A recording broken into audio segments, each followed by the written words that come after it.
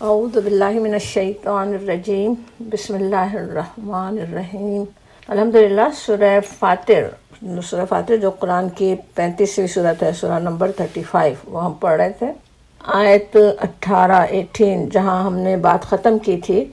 اس میں نبی صلی اللہ علیہ وسلم کی دعوت کو قبول کرنے کے لیے زبردست ترغیب بھی تھی، اور نبی صلی اللہ علیہ وسلم کے لیے بہت تسلی کی آیات بھی، کہ جو دعوت قبول نہ کریں وہ خود ہی اپنا بوجھ اٹھائیں گے۔ آپ صلی اللہ علیہ وسلم کا کام تو بس انذار کرنا، لوگوں کو انجام سے آگاہ کر دینا، پیغام پہنچا دینا ہے۔ جو اپنے رب سے غیب میں خشیت رکھتا ہو، یہ پچھلی آیت میں، آیت 18 میں ہم نے دیکھا تھا، جو خشیت رکھتا ہے غیب میں وہی نصیحت قبول کرے گا۔ اور پھر ومن تزکا کہا گیا تھا، ومن تزکا جو پاکیزگی اختیار کرتا ہے، یعنی نبی صلی اللہ علیہ وسلم کی لائی ہوئی تعلیمات کو قبول کر کے اپنے آپ کو شرک اور کفر اور نفاق کی گندگیوں سے پاک کر لیتا ہے، اپنے نفس کو، اپنی زندگی کو سنوار لیتا ہے۔ فَإِنَّمَا يَتَزَكَّى لِنَفْسِهِ کے الفاظ تھے کہ وہ اپنی ہی بھلائی کے لیے کرتا ہے۔ بالکل وہی بات، یعنی انسانوں کو ہدایت قبول کرنے کی ترغیب اور نبی صلی اللہ علیہ وسلم کو تسلی اب آگے ایک اور پر اثر انداز میں دی جاتی۔ اگلی آیات دیکھیے، آیت 19 سے، بسم اللہ الرحمن الرحیم۔ وما اور نہیں، یستوی برابر، سوی سین واو یہ روٹ ورڈ، یستوی برابر ایک جیسے، یکساں، الاعمی اندھا، والبصیر اور دیکھنے والا۔ الاعمی کا روٹ ورڈ عین میم یہ،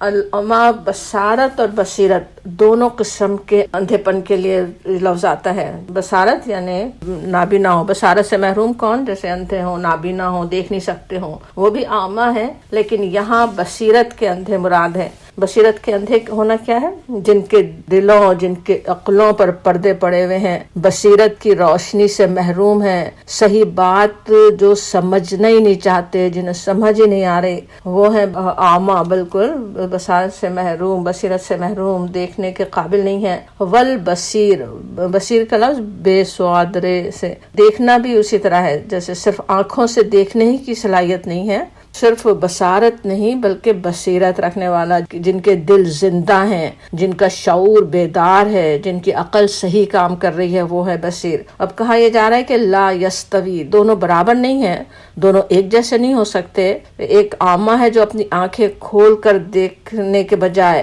دنیا جس طرف جا رہی ہے اسی طرف چلا جا رہا ہے، پوری کائنات کا چپا چپا، اس کا اپنا وجود، دنیا کا چلتا ہوا نظام، ہر چیز توحید کی گواہی دے رہی ہے، اسے اس کے رب کی نشانیاں دکھا رہی ہے، اسے بتا رہی ہے کہ دنیا میں اس کا کیا مقام ہے، وہ کیوں یہاں آیا ہے، کہاں اسے جانا ہے، لیکن وہ سب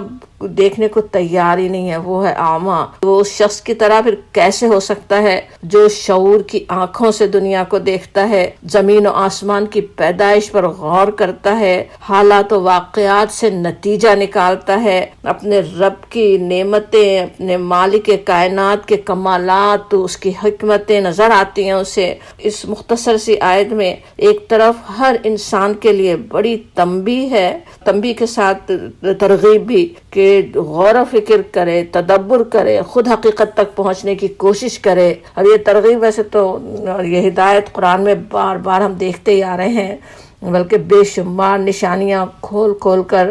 دکھائی جاتی ہیں، جیسے انگلی رکھ کے دکھائی جا رہی ہیں، یہ دیکھو یہ دیکھو، اس پہ غور کرو، وہ اس پہ یہاں پہ غور کرنے کی ایک طرح سے اور دعوت ہو رہی ہے کہ اپنے آپ کو انسان دیکھے کہ کہیں وہ خود اعمیٰ تو نہیں ہے، اپنی آنکھیں رکھنے کے باوجود دنیا کی اور دوسری بے حساب چیزیں دیکھنے، ان کو انجوائے کرنے، ان سے لطف اٹھانے، ان سے فائدے اٹھانے کے باوجود کہیں اعمیٰ تو نہیں ہے، اپنے دل، اپنی عقل، اپنے شعور کی آنکھیں بند کر کے تو نہیں چلا جا رہا ہے کہ جہاں जहन्नम के गड़े में जा गिरे, उसका अंजाम भी कितना फिर सीवियर, कितना सख्त हो सकता अगर ये आंखें बंद रखी, अगर ये दिल की आंखें बंद रखी, अगर नहीं गौर किया, नहीं सोचा, तो वो किस तरह वो जैसे जहन्नम ही की तरफ ले जा रहा हो, दूसरों के पीछे, दुनिया वालों के पीछे, दुनियादारों के पीछे जा रहा हो, तो वो तो कहाँ ले जाएंगे, वहीं जहन्नम की तरफ। दूसरी तरफ नबी सल्लल्लाहु अलैहि वसल्लम को भी तसल्ली दी गई। ये आयत जब आ रही हो, नबी सल्लल्लाहु अलैहि वसल्लम के लिए भी बड़ी तसल्ली होती कि आप सल्लल्लाहु अलैहि वसल्लम की दावत का हर एक पर मुख्तलिफ असर होगा।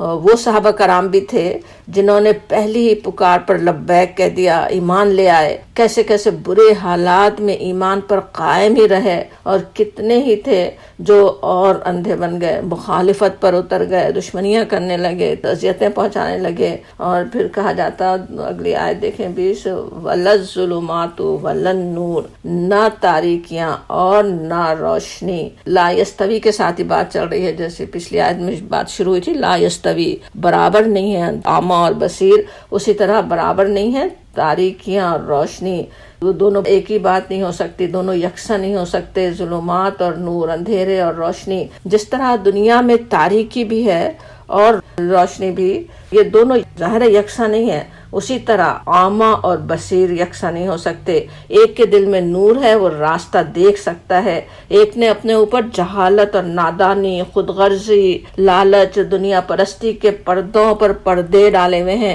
ये सब चीजें क्या हैं? दिल को कुंद बना देने वाले, दिल को धुंधला बना दें, दिल पे जैसे पर्दे आ जाए, एक एक चीज, लालच हो, दुनिया परस्ती हो, ये सब कुछ दिल को किस तरह अंधेरा और अंधेरों के अंदर अंधेरा बना दें, उससे फिर अपना रास्ता कैसे नजर आ सकता है। इस मिसाल से भी वही बात असल में समझाई जा रही है जो पिछली आयत में थी। तरगीब पर तरगीब, होश में आने की नसीहत, आँख खोलकर देखने, समझने और गौर करने की नसीहत हो रही है कि देखो किस रास्ते पर जा रहे हो, कहाँ जा रहे हो, वो असल बात कही जा रही है। कहा तो गया वला ज़ुलुमात वला नूर, लेकिन उससे हमें ये बात समझ में आती कि किस तरह हमें आंखें खोल कर देखने की, वो जो रोशनी अल्लाह ताला ने उतारी है उससे फ़ायदा उठाने की ज़रूरत है। और कहा गया अगली आयत में, आयत 21, वला ज़िल्लु वला हरूर, ना ठंडी छाँव और धूप की तपिश एक जैसी है। ज़िल पता है साए के लिए, और हरूर है रे से,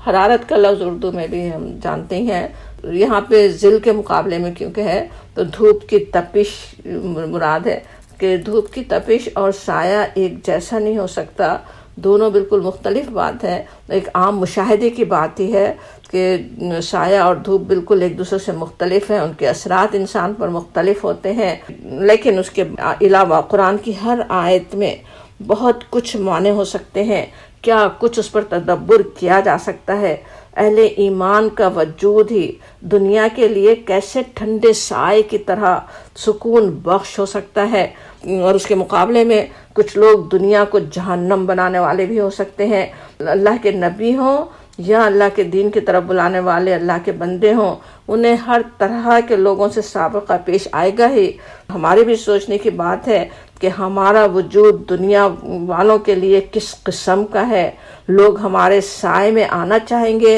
या तपिश से भागना चाहेंगे। हम लोगों के लिए फितना और आजमाइश हैं या उन्हें सुकून बख्शने वाले हैं। इस आयत का मफ़हूम मुफस्सिरीन में से मुख्तलिफ अंजाम से भी लेते हैं कि दुनिया में जिनका रवैया मुख्तलिफ हो उसका नतीजा भी ज़ाहिर है मुख्तलिफ ही होगा। जैसे आमाल दुनिया में होंगे उसी के मुताबिक आखिरत का अंजाम देखेंगे। वो जन्नत की ठंडी छाँव या जहन्नम की तपिश, एक दूसरे से बिल्कुल ही मुख्तलिफ अंजाम है। वो भी जन्नत और दोज़ख किस तरह इतने ज़्यादा एक दूसरे से बिल्कुल मुख्तलिफ चीज़ इंसान अभी देख ले, अभी गौर कर ले कि वो किस तरफ जा रहा है। जन्नत की ठंडी छाँव पे जाने वाले काम कर रहा है या जहन्नम की तपिश भुगत सकता है अगर आंखें बंद करके चल रहा हो, अगर गौर न कर रहा हो, देख ना रहा हो। तो एहसास यहाँ पे दिलाया गया। और फिर कहा गया आयत 22 देखिए, وما یستوی اور نہیں برابر الاحیاء الاحیاء پلورل زندہ لوگ ولل اموات اور نہ مردے اموات جو مر چکے ہوں دونوں برابر نہیں ہو سکتے ایک کے پاس زندگی ایک کے پاس زندگی نہ ہو اور پھر کہا جاتا ان اللہ بے شک اللہ یسمع من یشاء سنا دیتا ہے جس کو چاہتا ہے وما انت اور نہیں تو بمسمع سنانے والا بمسمع فی القبور ان کو جو قبروں میں ہیں آپ نہیں سنانے والے ہیں نبی صلی اللہ علیہ وسلم سے ویسے خطاب ہے اصل لیکن آپ کے ذریعے پھر ہر فرد سے بھی ہو سکتا جو بھی نصیحت کسی کو پہنچانا چاہے اور نہیں تو سنانے والا نہیں آپ سنانے والے آپ سنا نہیں سکتے اصل بات کہی جا رہی کہ وہ جو کہ قبروں میں ہے اب یہاں ایک اور مثال دی جا رہی جس طرح عامہ کہا گیا تھا اندھیرے کہا گیا تھا اندھیروں میں چلنے والے بالکل وہ یہاں پہ کہا جا رہا ہے جیسے کہ وہ قبروں میں مدفون ہو قبر میں دفن ہو بالکل وہی بات جو اوپر کی مثالوں سے سمجھ رہے تھے وہی بات ایک اور انداز سے زیادہ پراسر طریقے سے سمجھائی گئی یہاں مومن کو زندہ سے اور ہدایت کا مسلسل انکار کرنے والوں کو مردہ سے تشبیہ دی گئی یہ بات قرآن میں ویسے تو کئی جگہ آتی ہے اور بہت مختلف طریقوں سے گویا مومن وہ ہے جس کا شعور زندہ ہے سمجھ سے وہ کام لینے والا ہے اس کا ضمیر زندہ ہے جو اسے اس کی بھلائی اور برائی سے آگاہ کرتا رہتا ہے ضمیر کی زندگی تو ہے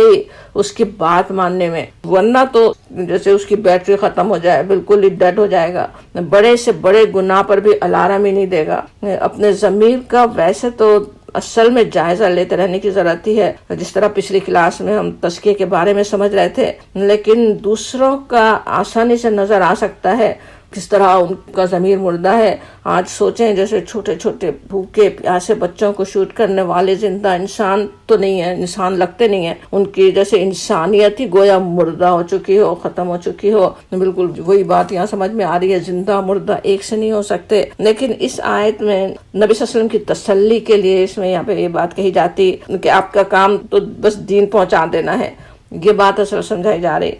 موعظہ حسنہ کر دینا بالکل بہترین طریقے سے واعظ نصیحت پہنچا دینا جس قدر بہترین طریقے سے ممکن ہو جتنے بہترین طریقے سے پہنچا سکتے ہوں وہ لوگوں کو دعوت دے دینا اصل کام ہے جن کے دل میں زندگی کی رمق ہوگی جن کے ضمیر مکمل طور پہ مردہ ہی نہیں ہو چکا ہو وہ تو آپ کی بات مان لیں گے مگر ایسے لوگ بھی ہوں گے جن کے دل بالکل مردہ ہو چکے ہوں ان کی وجہ سے آپ اپنے کام سے مایوس نہ ہوں اور بھی پھر تسلی دی جاتی ان اللہ یسمع من یشاء اللہ ہی جس کو چاہتا ہے سناتا ہے اللہ تعالیٰ کے لیے تو ممکن ہے جس کو چاہے اپنی بات سنوا دے ہدایت دے دے وما انت بمسمع من فی القبور اور تم ان کو نہیں سنا سکتے جو قبروں میں دفن ہے جس طرح قبروں میں مدفون لوگوں کو ہم کچھ سنا نہیں سکتے ان سے کسی بات کا جواب مل نہیں سکتا بالکل وہی حال ان لوگوں کا ہے جن کے دل ان کے ضمیر کا مدفن بن چکے ہوں وہ ان کے لیے پھر کوئی بات سننا ممکن ہی نہیں ہے آپ ان کو نہیں سنا سکتے اب ان چاروں آیات میں جو بات سمجھائی گئی سورہ انعام کی ایک خوبصورت آیت سے بھی سمجھ میں آتی ہے آیت 122 ہے اوامن کانا میتن فاحییناہ اور کیا وہ شخص جو ہو مردہ میتن تھا وہ مردہ تھا فاحییناہ پھر ہم نے اسے زندگی بخشی کیا اسے ہدایت دی اس تک ہدایت پہنچائی اس نے ہدایت کو حاصل کیا وجعلنا لہ نورا یمشی بہ فی الناس اور اس کو وہ روشنی عطا کی جس کے اجالے میں وہ لوگوں کے درمیان زندگی کی راہ طے کرتا ہے کمم مثلہ کیا وہ اس شخص کی طرح ہو سکتا ہے فی الظلمات جو کہ اندھیروں میں ہے لیس بخارج منہا وہ تاریکیوں میں پڑا ہے اور کسی طرح اس سے نکلنا نہیں چاہتا کذالک زینا للکافرین ما کانوا یعملون اسی طرح ہم زینت دے دیتے ہیں کافروں کے لیے اسی طرح ہم نے ان کے اعمال خوشنما بنا دیے ہیں وہی کوئی قرآن میں روح کہا ہی گیا یہاں پہ سورہ انعام کی جو آیت یاد کی وہ بھی اور ابھی جو آیت ہم یہاں پہ پڑھ رہے ہیں آیت نمبر 22 سورہ فاطر کی سمجھ میں آتا ہے کہ اصل زندگی دینے والی چیز کیا ہے اللہ تعالیٰ کی طرف سے آنے والا پیغام وہی جس طرح روح ہمارے وجود کو زندگی بخشنے والی چیز ہے وہی بھی اسی طرح قرآن کو جسے دل میں اتارنے سمجھنے اور اس کی روشنی سے فائدہ اٹھانے، اس کے مطابق زندگی گزارنے کی اہمیت بھی سمجھ میں آتی ہے۔ جیسے کہ مردہ ہی ہیں، اگر اس کی فکر نہیں کر رہے ہیں، اس قرآن کی روشنی کو اگر ہم حاصل نہیں کر رہے ہیں، اس سے اگر ہم فائدہ نہیں اٹھا رہے ہیں، وہ فائدہ پہنچے گا کیسے؟ اس کو سمجھ بھی رہے ہوں، اس میں کیا ہے وہ دیکھ رہے ہیں، اس کے پیغام کو سمجھتے ہوں اور اس کے مطابق زندگی گزارتے ہوں۔ جس طرح سورہ انعام کی آیت ہے، وہ چلتا ہے نور یمشی بھی فی الناس، وہ لوگوں میں وہ روشنی لے کر چل رہا ہے، سب کو نظر آ رہا ہے کہ ایک ایمان رکھنے والا اس کے کیسے اعمال ہوتے ہیں، وہ اس کی کیا سوچ ہوتی ہے، وہ کس طرح کام کرتا ہے، نور اس کے چلنے سے ہی پھیل رہا ہو، لوگ اس کے نور سے فائدہ اٹھا سکتے ہیں۔ اور پھر اس سے غفلت برتنا بھی کوئی معمولی چیز نہیں ہے، اتنی اہم چیز ہو وہی زندگی ہے، تو اس سے اگر غفلت برتی، جیسے سوچیں آج ہماری اولادیں ہوں یا آج کی نئی نسل سوچیں، جو دن اور رات پتہ نہیں کن کن چیزوں پہ، ٹویٹر، انسٹاگرام اور کیا کیا چیزوں میں دلچسپی ہو، کتنی چیزیں انہیں ہر روز چیک اس کی کرنی ہے، وہ قرآن کے لیے تو ٹائم ہی نہ ہو کہ دیکھ اس میں ہے کیا، اس کو دیکھیں، وہ جیسے ان کی زندگی تو ان کے ساتھ گزر رہی ہو، بلکہ آج کے اکثریت انسانوں کی اکثریت کی زندگی وہ اسی کے ساتھ گزر رہی ہے۔ یہ دنیا، پوری دنیا کہاں لے جانا چاہ رہی ہے، وہ اس سوشل میڈیا کے ذریعے سب کو اس سے متاثر کر دیں، اس طرف لے جائیں، اسی کو دیکھنے میں زندگی گزر جائے۔ تو سوچیں کس طرح سے پھر دل منور ہو سکتے ہیں۔ سمجھانے کی ضرورت ہے کہ پہلے قرآن کی روشنی سے دلوں کو منور کریں، تو وہ سب بھی فائدہ دے سکتے ہیں، وہاں بھی جا کے نور پھیلا سکتے ہیں، انہیں فورمز پر لوگوں کو ہدایت دینے کا باعث بھی بن سکتے ہیں۔ لیکن پہلے خود تو روشنی حاصل کریں، اس سے غافل نہ ہوں۔ وہ بات کتنے بہترین طریقے سے بار بار یہاں پہ سمجھائی جاتی، اس طرح یہاں بات کہی گئی وما انت بمسمع من فی القبور۔ وہ یہ بھی بات ہے کہ آپ کوئی تسلی ہے، بہت زیادہ تسلی بار بار دی جا رہی کہ آپ نہیں پہنچا سکتے، آپ صلی اللہ علیہ وسلم کے کام میں کوئی کمی نہیں ہے، آپ جو پیغام دے رہے ہیں اس میں کوئی خرابی نہیں ہے، آپ تو بالکل صحیح کام ہے جو کر رہے ہیں، لیکن وہ لوگ ہیں وہ جو کہ قبروں میں دفن ہو گئے ہیں، زندہ رہتے ہوئے اپنے آپ کو انہوں نے مردہ بنا لیا ہے، آپ انہیں کیسے نصیحت پہنچا سکتے ہیں، یہ بات کہی جاتی۔ اور پھر اگلی آیت میں پھر وہی تسلی چل رہی ہے آگے، ان انت الا نذیر، نہیں تو مگر نذیر، آپ تو بس ایک خبردار کرنے والے ہیں۔ آپ صلی اللہ علیہ وسلم کو آپ کی کیا ذمہ داری ہے بتا دی گئی۔ اگلی آیت بھی ایسے ساتھی دیکھ لیں، انا بے شک ہم، ارسلناکا ہم نے بھیجا تم کو،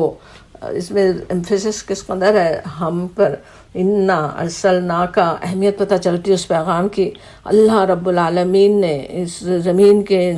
خاکی انسانوں کے لیے کیا انتظام کیا، کس طرح ہدایت پہنچانے کے لیے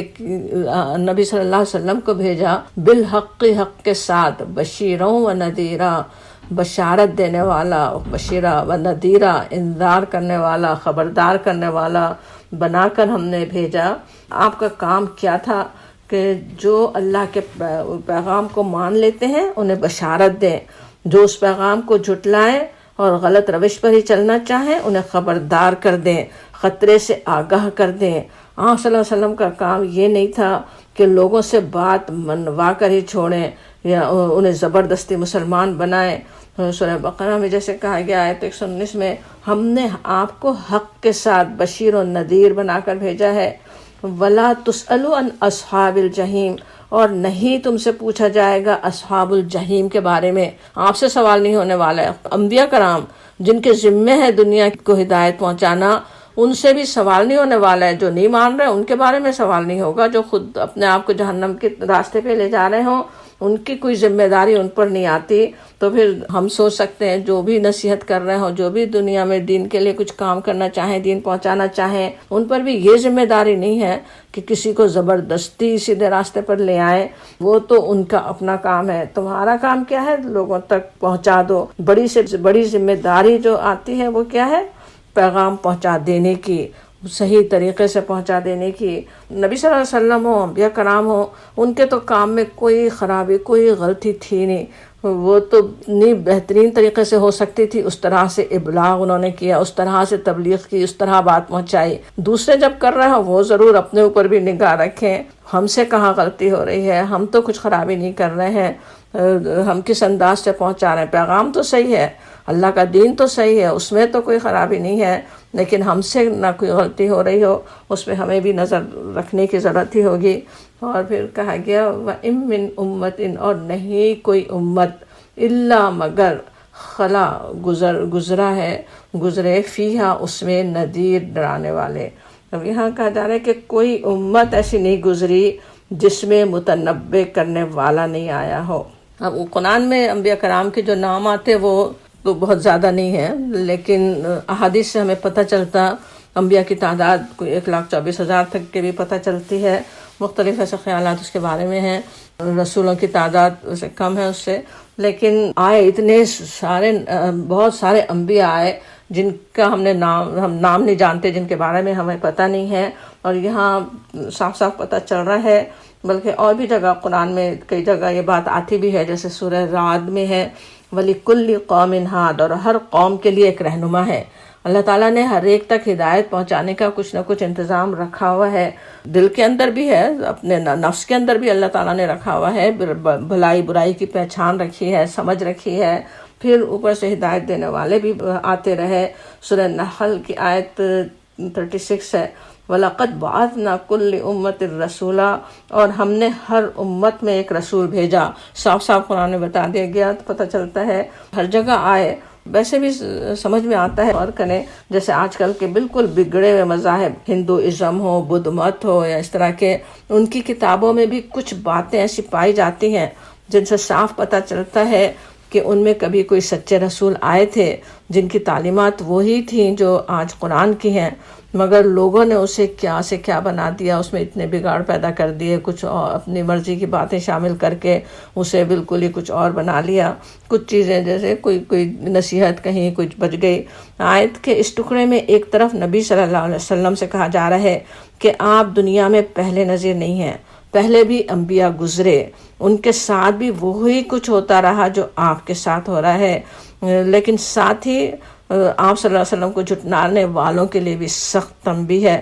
کہ پچھلے انبیاء کی قوموں کے حالات تمہیں معلوم ہے، اپنے نبی کو جھٹلانے کا جو انجام انہوں نے دیکھا تم بھی وہی کچھ دیکھ سکتے ہو. اور یہی تنبیہ اگلی آیت میں بھی ہے. پھر اور مثالوں کے ذریعے وہی بات سمجھائی گئی جو پچھلی آیات میں تھی. لیکن آگے بڑھنے سے پہلے جن 6 آیات کا ہم نے ابھی مطالعہ کیا، ان سے ہمیں کیا کچھ سمجھ میں آ رہا ہے اس پہ غور کریں. کیا نکات ہمیں اس میں مل رہے ہیں، کون سے پوائنٹس ہیں جو سمجھ میں آ رہے ہیں ان آیات سے. پہلی بات یہ کہ اللہ تعالیٰ کی دیوی صلاحیتیں، یہ سماعت، بصارت، یہ شعور، یہ وہ بہترین ٹولز ہیں جن کے ساتھ انسان کو اس دنیا کی امتحان گاہ میں بھیجا گیا ہے. یہ معمولی چیزیں نہیں ہیں. دماغی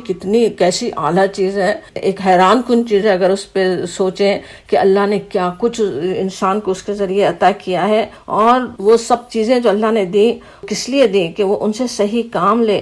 اگر وہ ان سے صحیح کام لیتا ہے تو سمجھیے کہ وہ اپنی زندگی کا مقصد پورا کر رہا ہے. جس طرح سوچیں آپ کے کچن کے اندر مشینیں، ایک گرائنڈر بھی چھوٹا سا جس کی ہر چیز دیکھنے میں تو اسی طرح موجود ہے، بٹن وہی ہے، پلگ ہے، تیز دھار ہے، سب کچھ ہے، لیکن بس وہ کام نہیں کر رہا ہے، پیستا نہیں آپ کی چیز، تو آپ کے لیے وہ ڈیڈ ہے. اسی طرح وہ انسان بھی مردہ ہیں اللہ کی نظر میں، جو اللہ تعالیٰ کی دیوی صلاحیتوں سے وہ کام نہیں لیتے جو انہیں لینا چاہیے. آنکھوں سے دیکھ رہے ہیں لیکن جو دیکھنا چاہیے وہ نہیں دیکھ رہے ہیں. سنتے ہیں کانوں سے لیکن وہ نہیں سنتے،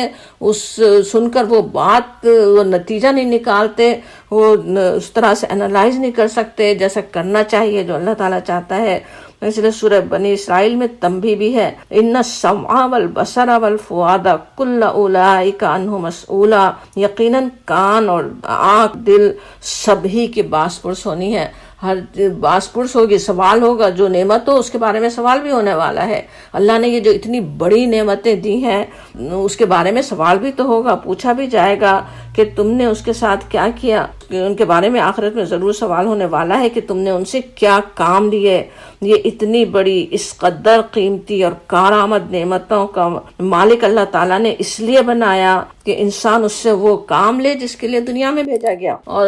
پھر اس کے علاوہ پھر دوسری بات، دوسرا نقطہ، دوسرا پوائنٹ جو سمجھ میں آتا کہ دنیا میں تاریکیاں بھی ہیں، روشنی بھی ہے، ہمیں سوچ سمجھ کر اپنی زندگی کا راستہ متعین کرنا ہے۔ نور ہدایت تو ایک ہی ہے، نبی صلی اللہ علیہ وسلم کو اسی لیے سراجم منیرہ کہا گیا، روشن چراغ، روشنی دینے والے۔ جس طرح تاریکیاں اور روشنی ایک نہیں ہوتے، ابھی جو آیت ہم نے پڑھی، اسی طرح نبی صلی اللہ علیہ وسلم کی لائی ہوئی ہدایت کے نور کے ساتھ چلنا یا اس ہدایت سے تاریکی میں رہنا ایک بات نہیں ہے۔ ایک میں دنیا اور آخرت کی کامیابی ہے، ایک میں دنیا اور آخرت کا نقصان ہے۔ دنیا اور آخرت کا نقصان جب ہم کہیں یا وہاں کی کامیابی کہیں تو کس طرح یہ دنیا کیا ہے، جلدی ملنے والی، جلد ختم ہونے والی، اور وہ جو ہمیشہ ہمیشہ رہنے والی آخرت، اس کا بھی وہ نقصان، وہ فائدہ ان میں ہے اگر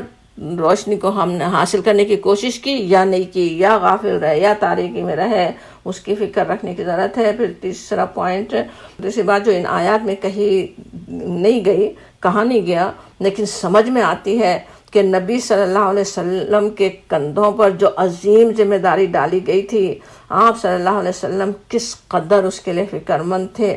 ہر فرد کے انکار پر آپ صلی اللہ علیہ وسلم کے دل کی کیا کیفیت ہوتی تھی وہ اللہ تعالیٰ ہی جانتا ہے۔ ان کے ذریعے نبی صلی اللہ علیہ وسلم کی سیرت بھی ہمارے سامنے آتی رہتی ہے، بلکہ آپ صلی اللہ علیہ وسلم کا وہ حال جو کوئی اور سیرت نگار بتا ہی نہیں سکتا تھا۔ آپ صلی اللہ علیہ وسلم کے دل کی تڑپ، درد مندی، اپنی امت کے لیے فکر سب سامنے آ جاتی ہے۔ جب قرآن پڑھ رہے ہوں تو ایک طرح سے ہم نبی صلی اللہ علیہ وسلم کی سیرت بھی پڑھتے ہیں جس میں ہمارے لیے نمونہ ہے۔ یہ سب کچھ اللہ تعالیٰ ہی جانتا تھا اور اللہ تعالیٰ نے اس کا قرآن میں پھر اظہار کیا، اور اس کے لیے پھر کس طرح سے آپ صلی اللہ علیہ وسلم کو تسلی دی جاتی، جو آپ کے دل میں تڑپ، جو بے چینی تھی، جو پریشانی تھی، کہ آپ کو تسلی دی جاتی کہ کچھ لوگ ایسے ہیں جنہیں اپنی بات سنانا آپ کے لیے ممکن ہی نہیں ہے۔ اور پھر اسی سے چوتھا پوائنٹ بھی سمجھ میں آتا ہے کہ جب نبی صلی اللہ علیہ وسلم کے لیے یہ ممکن نہیں تھا کہ ہر ایک تک اپنا پیغام پہنچا دیں، انہیں سنوا دیں، وہ لوگ ماننے لگے، تو پھر آپ صلی اللہ علیہ وسلم کے پیرووں کے لیے کیسے ممکن ہو سکتا ہے؟ ان کا کام بھی بس یہی ہے کہ پورے خلوص سے، درد مندی اور حکمت سے بات پہنچانے کا حق ادا کر دیں۔ نبی صلی اللہ علیہ وسلم کا اسوہ ہمارے لیے نمونہ ہے، جیسے آپ نے پہنچائی اسی طرح ہمیں پہنچانے کی ضرورت ہے، وہی کام ہمیں کرنے کی ضرورت ہے، اور اس طرح سے کرنے والے ہوں۔ آگے ہدایت دینا یا نہ دینا وہ اللہ تعالیٰ اپنے علم اور حکمت کی بنا پر جانتا ہے کہ کون ہے جسے ہدایت ملنی چاہیے، کون ہے جو ہدایت کے قابل نہیں ہے ہدایت لینے کے۔ لیکن ساتھ ہی ایک بات یہ بھی سمجھنے کی ہے، ہمارے اوپر نہیں ہے کہ ہم کسی کو ہدایت دے دیں، لیکن ہم نہیں جانتے، اللہ تعالیٰ جانتا ہے کہ کس کو ہدایت ملنی ہے، کس کو نہیں ملنی۔ ہم جج نہیں کر سکتے کہ نہیں اس کو تو ہدایت نہیں مل سکتی، اس سے تو بات کرنا بیکار ہے۔ انبیاء کرام کا تو اسوہ یہی تھا کہ وہ تو آخر وقت تک مایوس نہیں ہوئے، کبھی مایوس ہی نہیں ہوئے اپنی قوم سے، آخر وقت تک وہ پیغام پہنچاتے ہی رہے، جب تک کہ اللہ تعالیٰ کی طرف ہی سے نہ حکم آ گیا ہو کہ بس اب ہو چکا، اب تم نے پہنچا دیا، تم نے کام کر لیا، اب وہ عذاب کی مستحق ہو گئی۔ نبی صلی اللہ علیہ وسلم کی سیرت سے یہی پتہ چلتا، آخر وقت تک آپ کس طرح ابو جہل جیسے شخص سے بھی آپ مایوس نہیں ہوتے، اس کے لیے بھی دعا فرماتے ہیں۔ حضرت عمر، حضرت ابو جہل کے لیے آپ نے دعا کی تھی کہ وہ دونوں میں سے ایک کو ہدایت عطا فرما دیں اللہ تعالیٰ، اور اسی طرح کسی سے بھی آپ مایوس نہیں ہوئے۔ ہمارے لیے بھی وہی ہے بات کہ مایوس نہ ہو، ہمیں نہیں معلوم کب کس کو ہدایت مل جائے۔ ہم جانتے ہیں کتنی صحابہ کرام ہیں جو سالہ سال اللہ کے نبی، سچے نبی ان کے درمیان ہیں، انہیں ہدایت دے رہے ہیں اور وہ ہدایت قبول نہیں کرتے، لیکن آگے جا کر انہیں ہدایت مل بھی جاتی ہے۔ کتنی ہی مثالیں ہیں، حضرت خالد بن ولید کی مثالیں صاحب سے نظر آتی، کس طرح وہ غزوہ احد میں ان کی وجہ سے اتنے مسلمانوں کو چوٹ کھانی پڑی تھی، اور انہوں نے کتنے اسلام کی کیسی خدمت کی ہے، کہ کس طرح آگے چل کر کیسے بہترین مسلمان ہوئے۔ اور بھی صحابہ کرام اسی طرح، ابو جہل کے بیٹے حضرت اکرمہ کس باپ کی اولاد تھے، اور آخر وقت تک مکہ فتح ہو گیا، اس وقت بھی وہ بھاگ رہے تھے وہاں سے بچائے ایمان لانے کے، لیکن ایمان کی انہیں توفیق بھی ہوتی ہے اور بہترین اور اچھے مسلمان بنتے ہیں، اللہ کی راہ میں کوششیں کیسی کرتے ہیں، جو شہادت پاتے ہیں۔ تو اس طرح ہم کسی سے مایوس نہیں ہو سکتے، کوئی کیسا ہی نظر آ رہا ہو، ہر ایک کے اندر اللہ تعالیٰ نے برائی اور بھلائی دونوں رکھی ہوئی ہیں، کسی وقت بھی بھلائی سامنے آ بھی سکتی ہے، کسی وقت بھی وہ برائی پہ اپنی قابو پا بھی سکتا ہے کوئی بھی شخص، تو کوشش کرتے رہنا اور کرتے ہی رہنا وہ ہمارا کام ہے۔ پھر پانچواں پوائنٹ، آخری بات جو سمجھنے اور سمجھانے کی ہے، وہ جو آیت 23 اور 24 میں کہی گئی کہ ان انت الا نذیر، آپ نہیں ہیں مگر نذیر، خبردار کرنے والے۔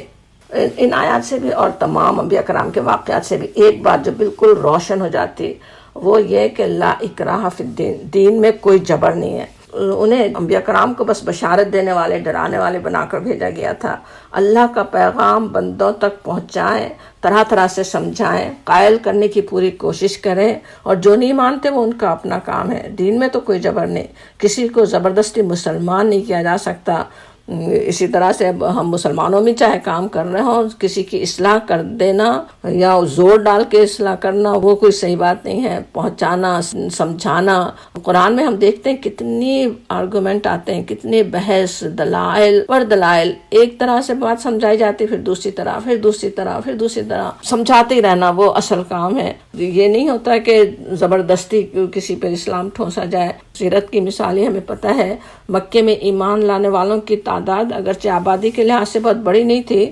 لیکن پھر بھی ہم دیکھتے ہیں جتنے لوگوں نے کی، اتنی تعداد تو تھی کہ چاہتے تو مکے میں بغاوت کھڑی کر دیتے، سول وار شروع ہو جاتی، اسلام کا نظام بس قائم کر دیا جاتا، لیکن یہ سب نہ نبی صلی اللہ علیہ وسلم نے کیا، نہ آپ سے پہلے کسی نبی نے کیا، بلکہ تلوار اٹھانے سے روکا جاتا رہا۔ مکے میں اور مدینہ ہجرت کے بعد بھی اپنے دفاع تک کے لیے بھی تلوار اٹھانے کی اجازت نہیں تھی۔ زمین پر فساد، خون بہانا، بدامنی پیدا کرنا کسی نبی کی تعلیم کا حصہ نہیں رہا۔ انسان کبھی جوش میں آ رہا ہوتا ہے کہ بہت ہو گیا، ضرور ہمیں کھڑے ہونے کی ضرورت ہے، ہمیں کچھ کر دینے کی ضرورت ہے، وہ کر دینا اس طرح سے کرنا وہ نہیں اللہ تعالیٰ نے چاہا۔ بات دلائل سے سمجھائیں، وہ بات کریں، صحیح بات کریں، صحیح طرح لوگوں تک دین کو پہنچائے، وہ اصل کام ہے۔ یہ بڑی غلط فہمی ہے جو مذہب کے خلاف پھیلائی گئی کہ جیسے کوئی تلوار سے پھیلایا گیا ہو اسلام۔ مذہب کے پیروکار بھی کبھی اپنی دوسری اغراض کے لیے اس غلط راستے پر چلے، لیکن قرآن میں ہم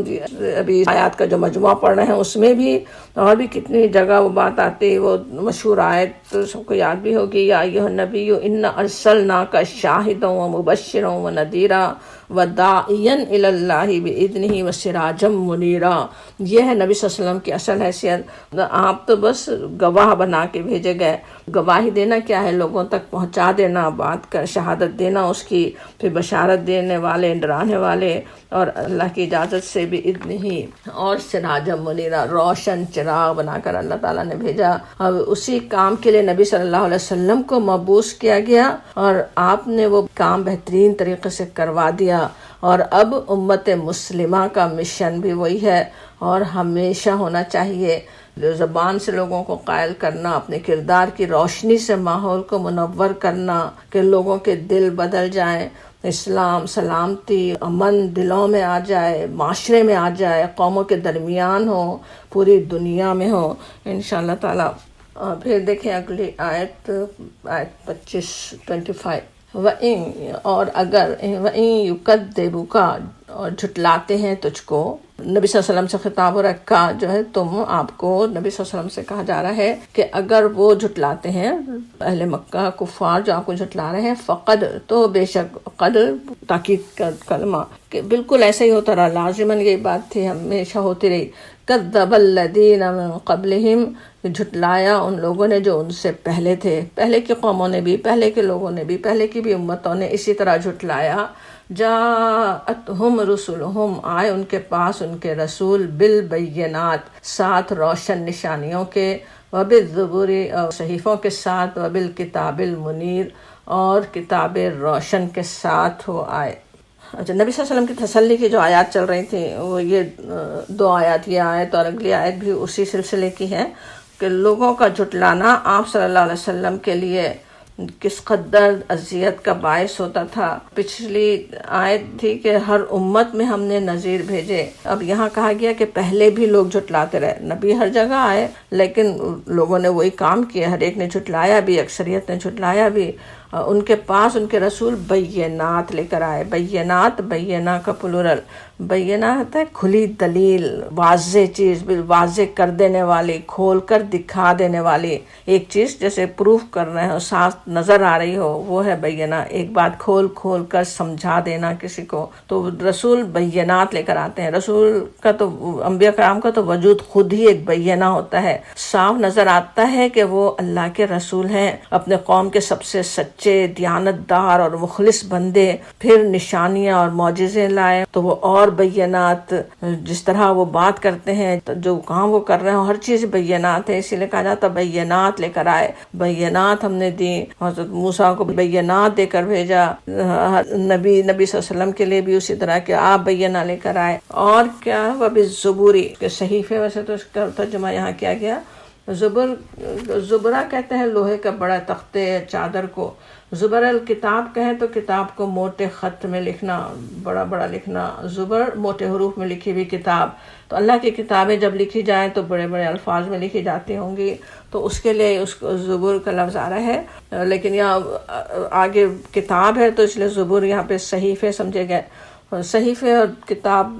تھوڑا ہی فرق ہے، کتاب اکثر شریعت لے کے پورا مکمل نظام لے کر آنے والی، صحیفے جو نصیحتیں لے کر آنے والے لوگوں کے لیے، لوگوں کو ہدایت دینے پہنچانے کے لیے جو خاص انتظامات کیے گئے، بلکہ کیسے کیسے خاص انتظامات کیے گئے اللہ تعالیٰ کی طرف سے۔ اللہ تعالیٰ کے اس کرم سے فیضیاب ہونے کے بجائے پھر اکثر لوگ اپنا نام جھٹلانے والوں میں لکھواتے رہے۔ فقط کذب الذین من قبلہم، اللہ تعالیٰ نے تو بھیجی تھی بینات، زبور، وبالکتاب المنیر کہا گیا، منیر روشن کرنے والی، روشن کتاب، جیسے تورات میں پوری شریعت سارے احکامات آ گئے، تو انبیاء کرام کو وہ کتابیں دی گئیں۔ کیسی بڑی وہ نعمت تھی جو اللہ تعالیٰ نے کی بندوں کی ہدایت کے لیے۔ رب العالمین، رب کائنات نے اس زمین کے بندوں کے لیے ہدایت کے کیسے کیسے انتظامات کیے، لیکن جب اس کی قدر نہیں کی گئی، جب اس کو جھٹلایا گیا تو پھر کیا ہوا؟ تم پھر اخذت، میں نے پکڑا۔ اب اس میں تنبیہ اور سخت ہو جاتی ہے، اخذت جیسے کہا جا رہا ہو میں نے پکڑا انہیں، الذین کفروا، ان لوگوں نے جنہوں نے کفر کیا، فکیفا، پس کیسی تھی، کانا، فکیفا کیسی، کانا تھی نکیر، کیسا تھا میرا عذاب۔ عذاب کے لیے ویسے عربی میں بہت سے الفاظ ہیں، نکیر کا لفظ نکرہ سے، نکرہ کہا جاتا ہے جیسے بہت اجنبی اور ناگوار چیز کے لیے بھی آتا ہے۔ عذاب کے لیے جب نکیر کا لفظ آئے تو اس سے ایسا عذاب مراد ہوگا جو بہت ناگوار ہو اور غیر متوقع طور پر آئے۔ اللہ کے رسولوں کو جھٹلانے والوں پر جو عذاب آئے وہ اسی طرح اچانک آپ پکڑتے رہے۔ اللہ کے رسول اللہ کے دین کو بہترین طریقے سے پہنچا دیتے ہیں، ان کے ذریعے اللہ کے دین کے حق ہونے کی نشانیاں کھل کر سامنے آ جاتی ہیں، پھر اس سے انکار پر پکڑ بھی ویسی ہی سخت ہوتی ہے۔ اب اگرچہ انبیاء کرام کا سلسلہ ختم ہو چکا، انشاءاللہ ویسی پکڑ نہیں ہوگی جس طرح ایک پوری قوم ختم کر دی جائے عذاب کے ساتھ اور ان میں سے ایمان لانے والے بچا لیے جائیں، اس طرح کی پکڑ تو نہیں آتی، لیکن جس کے پاس جتنی اور جس طرح ہدایت پہنچی، جس درجے میں اس نے انکار کیا، زبان سے مان کر بھی عمل سے انکار کیا یا بالکل ہی غافل رہا، اسی درجے کی پکڑ بھی ہو ہی سکتی ہے، دنیا میں بھی یا پھر آخرت میں تو ہے ہی۔ ہم اپنے رب کے انعامات کے جس قدر خواہش مند ہیں اور جنت کی نعمتوں کے پانے کے امیدوار ہیں، اسی قدر جیسے اپنے آپ کو ہر چھوٹے بڑے عذاب سے، اللہ کی پکڑ، اس کی تنبیہات سے اپنے آپ کو محفوظ رکھنے کی انشاءاللہ کوشش کرنے والے ہوں۔ کیسی تنبیہ کی آیات ہم نے پڑھی، اس تنبیہ سے ہمیں کیا حاصل ہو رہا ہے سوچنے کی ضرورت ہے۔ تنبیہ وہاں پہ چل تو رہی ہے نبی صلی اللہ علیہ وسلم کو جھٹلانے والوں کے لیے، آپ کو اذیت پہنچانے والوں کے لیے، اس وقت کفر کرنے والوں کے لیے، لیکن قرآن میں جو آیت آ جائے وہ یقیناً ہماری نصیحت کے لیے ہے۔ ہمیں بھی غور کرنے، ہمیں سوچنے کی ضرورت ہے، ہمیں اس عذاب کا ایک کوئی 100واں حصہ بھی نہ کہیں ہمیں چھو سکے، وہ اپنے آپ کو اس سے بالکل ہم بچا کے رکھنے والے ہوں۔ اللہ نے جو دین بھیجا وہ کتنا بڑا ہم پہ کرم ہے، کتنی بڑی اس کی نعمت ہے، اس کی ویسی قدر کرنے والے ہوں۔ اس دین کو سمجھنے کے لیے اللہ تعالیٰ نے ہمارے اندر جو صلاحیتیں رکھی ہیں، یہ سمع و بصر کی صلاحیت، شعور کی صلاحیت، یہ سمجھ، یہ دماغ، یہ فؤاد، وہ سب کچھ اس سے ہم بہترین کام انشاءاللہ لینے والے ہوں۔ خود ہدایت پکڑیں، خود ہدایت حاصل کریں، خود اس پہ چلیں، اور پھر دوسروں تک پہنچانا بھی امت مسلمہ کا ہی کام ہے۔ وہ بات بھی انہی آیات میں سمجھ میں آتی ہے جب کہا جائے نبی صلی اللہ علیہ وسلم کو بشیر و نذیر۔ آپ پہلے امتوں میں تو ایک ایک امت میں ایک ایک نبی آتے رہے، آپ صلی اللہ علیہ وسلم قیامت تک کے لیے نبی بنا کر بھیجے گئے۔ اب وہ کام کون کرے گا، کون دین کو پہنچائے گا؟ اللہ تعالیٰ کو معلوم تھا آج کیسے ذرائع پیدا ہو جائیں گے، کتنے ذریعوں سے ہدایت پہنچ سکے گی۔ اللہ کی کتاب کو محفوظ رکھنے کا اللہ تعالیٰ نے خود ذمہ لیا، وہ محفوظ ہے، اور کس طریقے سے پہنچایا جا سکتا دین، وہ کام ہمارے ہی کرنے کا ہے، ہماری اولادوں کے کرنے کا ہے۔ اس کے لیے ہم انہیں تیار کرنے والے ہوں، خود وہ کام جہاں تک جس کے لیے جتنا ممکن ہو جیسا کر سکتے ہوں۔ کسی کو اللہ نے لکھنے کی صلاحیت دی ہوتی، کسی کو بولنے کی صلاحیت دی ہے، اپنے کردار سے ہی ویسے تو سب سے زیادہ انسان پہنچا سکتا ہے، خصوصاً غیر مسلم لوگوں کے ساتھ جب رہتے بستے اٹھتے بیٹھتے ہوں تو زبان سے پہنچانے سے پہلے اپنے کردار سے ہی پہنچانا ہوتا ہے، کہ وہ خود سوچیں، وہ خود دیکھیں کہ اچھا ایسے لوگ کیسے بن سکتے ہیں، کیا بات ہے، کیا ان کا مذہب ہے، کس بات پر یہ بلیو کرتے ہیں جس کی وجہ سے ان کا یہ کردار ہے۔ وہ خود آگے بڑھ کے پوچھیں، تب ان کو بتانے کے لیے ہمارے پاس بہترین علم بھی ہو، ہم اس طرح سے قرآن کو سمجھنے والے ہوں، احادیث کو جانتے ہوں، نبی صلی اللہ علیہ وسلم کی سیرت کو جانتے ہوں، انبیاء کرام کے واقعات سے پتہ چلتا ہے کس طرح سے دین کی بات لوگوں تک پہنچائی جاتی، وہ ہمیں آتی ہو، اور اس وقت ہم ان تک انشاءاللہ پہنچانے والے ہوں۔ اللہ تعالیٰ اپنی رحمت سے ہمیں اپنی پکڑ سے محفوظ رکھے، عذاب سے، ایسے غضب سے محفوظ رکھے۔ اللہم انی اعوذ بک من غضبک۔ اس کام میں سوچیں کوتاہی کا کتنا ڈر بھی ہے، ہم سے ہوتی بھی ہے، اور اس کی پکڑ کیسے سخت بھی ہو سکتی۔ بہت زیادہ یہ دعا انشاءاللہ ہم کرنے والے ہوں کہ اللہم، اے اللہ، انی، بے شک میں، اعوذ، پناہ چاہتا ہوں، پناہ چاہتی ہوں، بک، آپ کے ساتھ، من غضبک، آپ کے غضب سے۔ اللہم، اے اللہ، انی اعوذ بک من سخطک، سخط، ناراضی، ناراض کرنے والا کام، ایسے ناراضی کے کاموں سے، آپ کو ناراض کرنے سے، آپ کی ناراضی سے میں آپ کی پناہ چاہتی ہوں۔ آمین یا رب العالمین۔ ربنا تقبل منا انک انت السمیع العلیم وتب علینا انک انت التواب الرحیم، وصلی اللہ تعالی علی خیر خلقہ وآلہ وصحبہ اجمعین برحمتک یا ارحم الراحمین۔ آگے کی آیات اصل میں 3-4 آیات تھیں جو سب کو ایک ساتھ ہی سمجھنا ضروری تھا، انشاءاللہ اگلی کلاس میں وہ ہم پڑھتے ہیں۔